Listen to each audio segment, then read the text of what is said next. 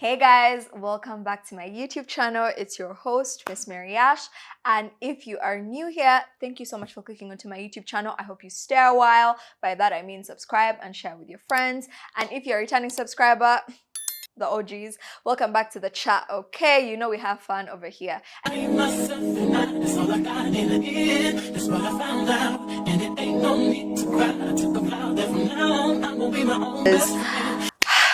Let's talk breakups. We've talked about all the lovey-dovey stuff, but let's talk breakups. Let's talk the gory situations, right? I don't know if you guys know this about me, but I've been dating since maybe like my S1. I don't know if I ever had a break in between. Like I would have this and then like when it ends. And by the way, it's not like I was hoping into relationships just because. Genuinely, the person that I wanted next just showed up and I was like, oh, exactly. I'd be like, yes, exactly. The universe is in my corner. Let's go again and again and again and again. So I feel like this is the longest I've been single as like a cognitive adult, to be honest. And I'll be real with you. I have experienced my fair share of breakups. And so I have a little bit of information when it comes to how to deal with this type of pain, right? And I think as girls, we're taught how to fall in love. We're taught how to be partners. We're taught how to experience love, but we're not taught how to get away from love. We're not even taught when we're supposed to end our relationship, but that's a separate video. So today we're going to be talking about how to get over a breakup or how to move through a breakup, right? Simple steps.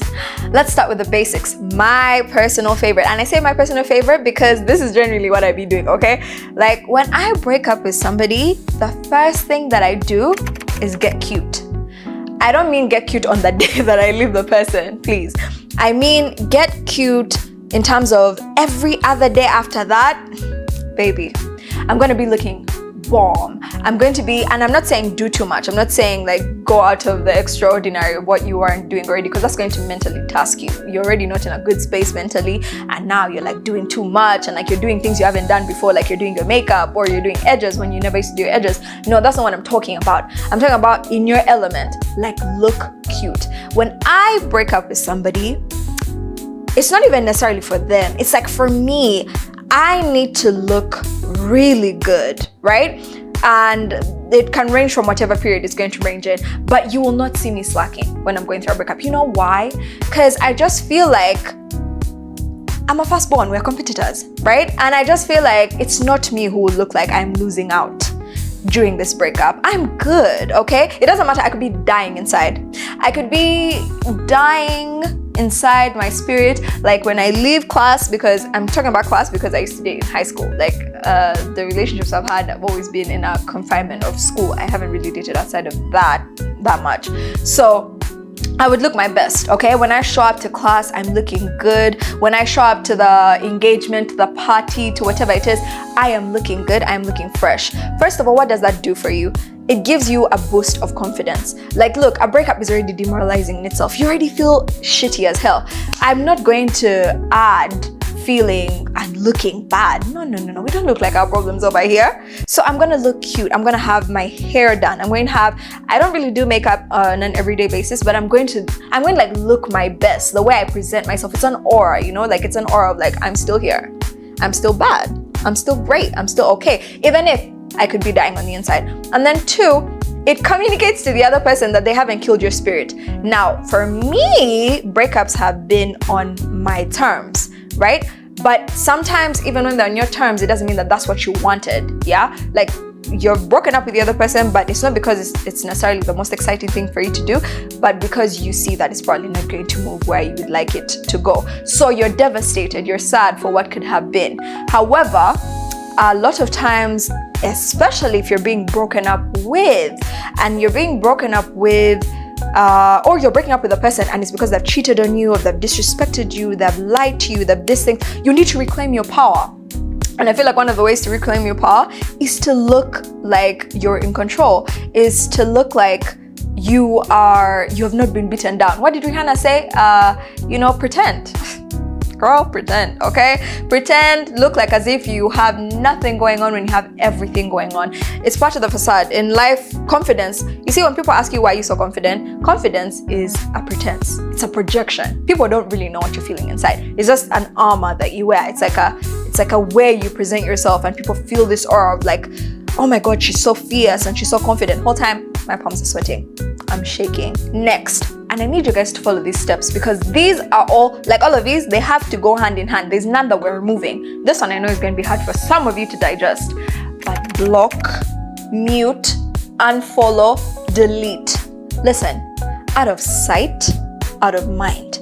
If you are saying that you're done with somebody, but you're continuously engaging with content about them, you're seeing their stories, or you're engaging with their posts, or you're talking to people about them, like you're asking your friends like, oh, what do they have going on? Like, you know, what's happening and whatnot. Now, don't get me wrong. I'm not saying that you won't have those moments, girl. We all have those moments where you're like, what's happening? What are they saying? What did they say about me? And stuff like that. That's human. But I'm saying reduce as much contact with this person as much as possible. Like, remove them from your view. If you read the book Atomic Habits, they talk about how a lot of the times habits are not going to be fun things to be picked up, right? No one really enjoys learning how to do something or the other. A lot of the times it's because it's right in front of you, so you're able to do it, right? If you're trying to learn how to drink water every day, they tell you, put a glass of water by your bedside every night. The fact that you keep seeing it will force you to kind of adapt to drinking the water. So same thing with things that you don't want, habits that you would like to drop. If you're trying to drop smoking cigarettes, stop putting cigarettes by your bedside, a pack of cigarettes by your bedside. How about you first throw away all the packs, right?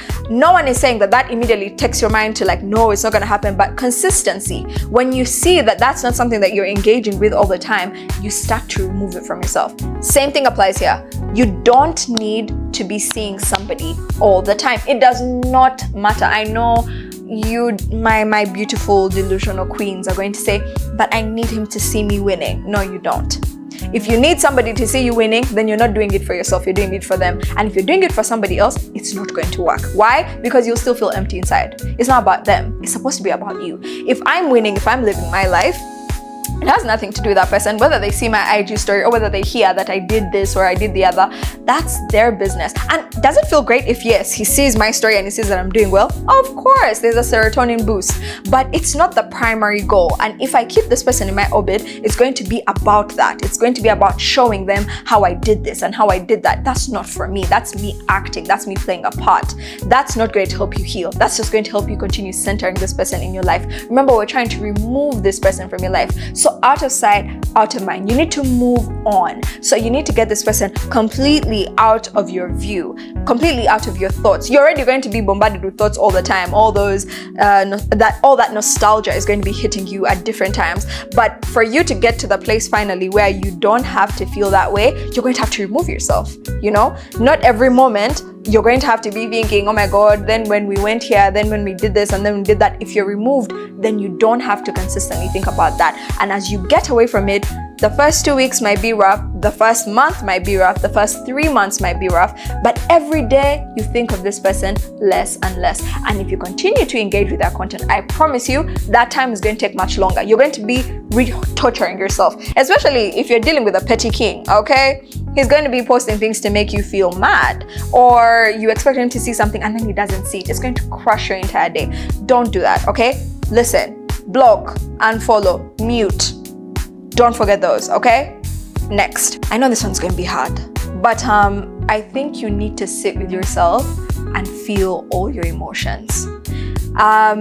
Something I've noticed, I'm a very emotional person in terms of sensitivity. I'm very sensitive. I feel everything in intensity. And I can tell you for a fact that I move through things much quicker when I identify my emotion and I explain what I'm feeling. When you are honest with yourself about what you're feeling and what you're experiencing, it is much easier for you to move past it. Let me explain.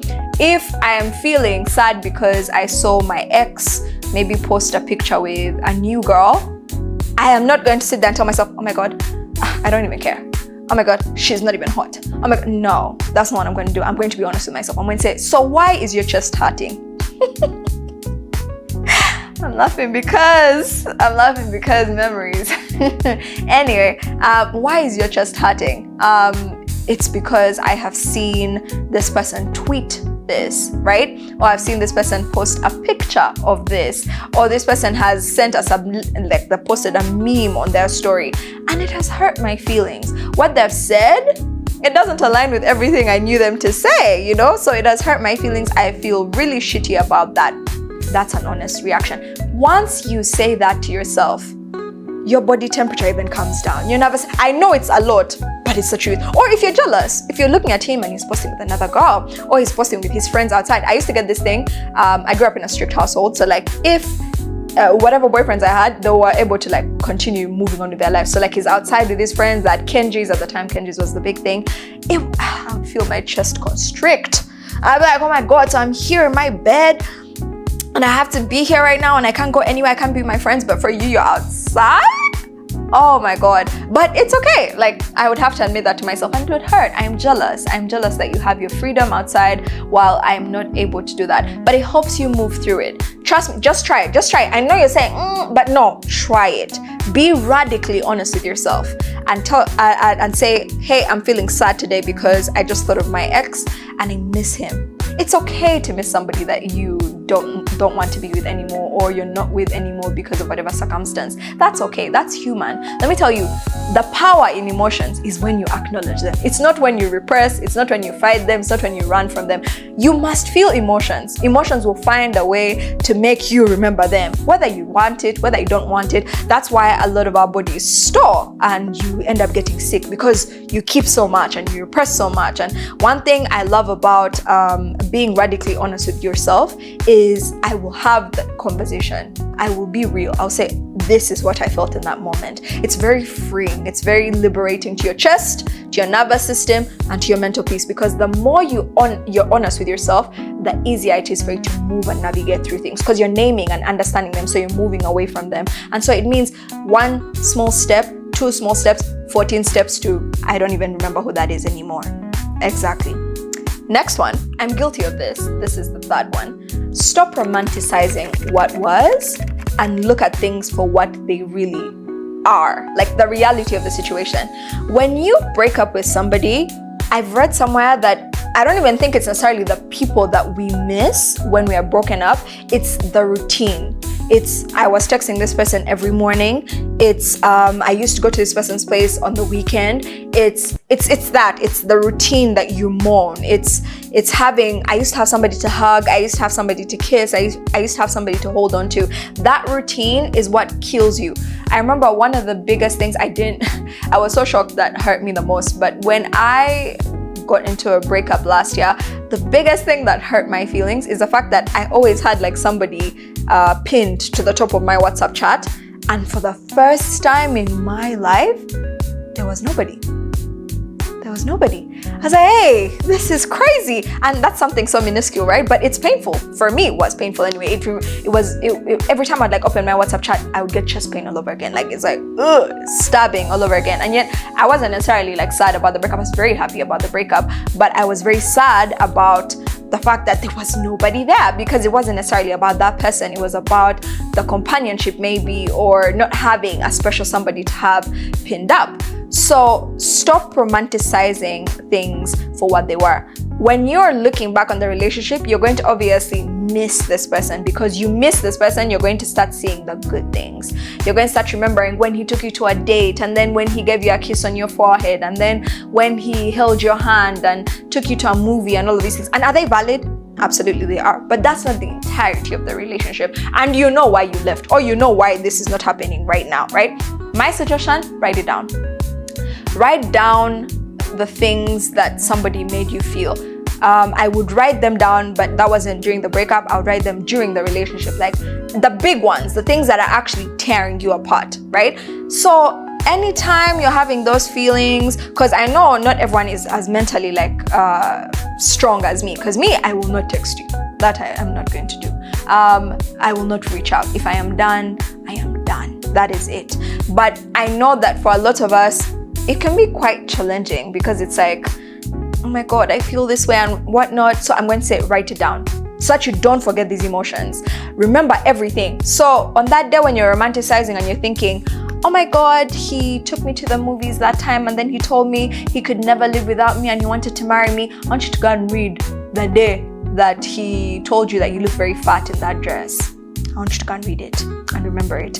Why? Because that's very important. That's the reality of what actually happened. So the more you romanticize, the easier it is for you to fall back into old patterns. The more you look at things for what they really are, the easier it is for you to process and to move on. Okay? And lastly, do things that are fun for you. Get back to yourself. I will always say that relationships are a reflection of how we feel about ourselves. So the partners we hold are a reflection of how we feel about ourselves, what we think we deserve. I'm not saying their actions are a reflection of what you did. I'm saying that if you keep a certain partner for a long time, it's a reflection of how you feel about yourself. So if this person beats you, for example, you probably have low self-esteem, you probably have insecurities, and that's why it might be easier for you to make excuses and put up with that person. But also, let's not forget that when we're having conversations around abuse, there's much more complexities in the psychology of the brain. So I don't want to simplify it to just that. But ultimately, they'll probably diagnose you with something like that, you know? It's a reflection of how you feel about yourself to continuously engage with people that cross your boundaries, that disrespect you. And so if you are trying to heal, you need to love yourself again. I know. I mention self-love every other day, every other video, but if there's anything you'll ever take from me, if there's anything you'll ever take from this channel, it's that self-love is really the beginning of liberation. Let me tell you.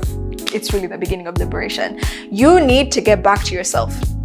You need to do things that make you happy. For me personally, one of my favorite things to do is I like going to the cinema on my own. Like, I enjoy it. First of all, in the cinema, I talk to myself. In the cinema, nobody's looking at you. Nobody's looking at you as you're talking to yourself, okay? I'll do like small, even weird things. Like there's a time I like made French toast and like snuck it in. That was like such an adrenaline rush. It's like, oh my God, go you. That made me feel excited, jittery even. And that has nothing to do with anything. It's just me making myself happy, you know? Because I make myself happy. I love me. You know, I like my company, and I go and I watch these movies and I have a grand old time, okay? Now, movies might be my thing. Movies might not be your thing. It could be going on dates. It could be exploring new skills, going for pottery classes, doing paint and sips, whatever it is. The economy is growing, so fortunately we are having some things to do around here. We still have a lot to improve, but there's something that you can do. Or watching YouTube videos, or one thing about me, I'll watch a series.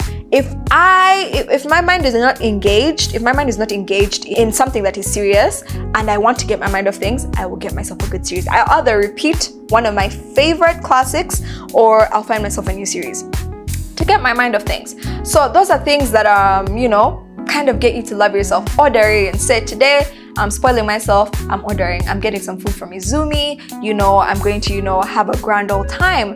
Baby, love on you is what I'm trying to say. Love on you so that you get back to a place where you're healed, you're restoring your nervous system, you're restoring your connection with yourself so that you're able to move on. Because if you're giving yourself these things, you're not craving somebody else's attention the way you would be craving it before. You understand? You can give yourself these things. And the truth is, again, baby steps, you know, but do radically love yourself. If there's anything you'll ever take from me, it's radically love yourself. So it might be breakup season, yeah, and I hope that this helps somebody go through the tough times, the gory times. It will be well, trust me. He will not be the first, he will not be the last. You will be well, you know. But guess who always sticks around whenever you are going through a breakup or you're not going through a breakup? It's you. So you have to find a way to make sure that you don't lose yourself when it comes to a breakup.